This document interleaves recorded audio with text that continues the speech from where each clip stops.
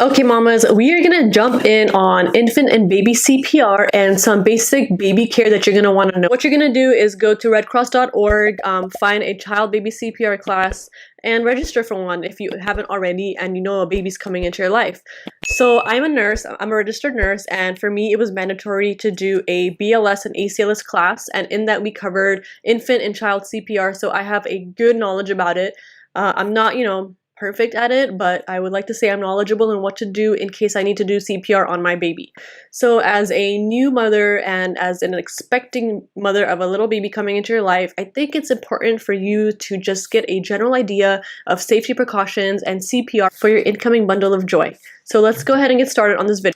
And even though we hope you'll never have to use CPR for a child or infant, it is important to know the steps so that you can help in the event of a cardiac or breathing emergency. And even if you've taken a class in the past, it's always a good idea to keep the steps handy so that this information will stay fresh in your memory. And you can either do like a printable side by side or like a step by step, or you can do it anywhere on your phone if you save a little copy of it.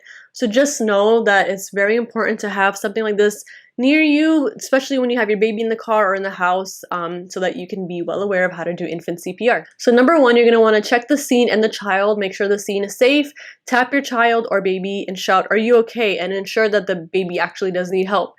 For infants, you're going to flick the bottom of the foot to elicit a response. In toddlers, you're going to actually ask them, "Hey, are you okay? Are you okay?"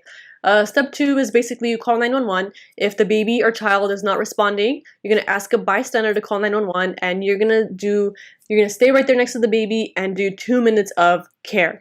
If you're alone with the infant or child, administer 2 minutes of care and then call 911 if there's no one around you. If the child or infant is not responding, you're going to call 911 to report any life-threatening condition and obtain consent to give care. Check the child from head to toe and ask questions to find out what happened. Number three, you're going to open the airway with the child laying on his or her back. Tilt the head back slightly and lift the chin. And after you do this, it's very, very important to keep in mind that you want to check for breathing. You want to listen carefully for no more than 10 seconds for sounds of breathing. Occasional gasps are not breathing, so just keep that in mind. Infants typically have periodic breathing, shallow breathing, and abdominal breathing, so changes in their breathing pattern are completely normal. Number five, you're going to deliver 2 rescue breaths if the child or infant isn't breathing, with the head tilted back slightly and the chin lifted. Pinch the child's nose shut, make a complete seal by placing your mouth over the child's mouth, and breathe into the child's mouth twice.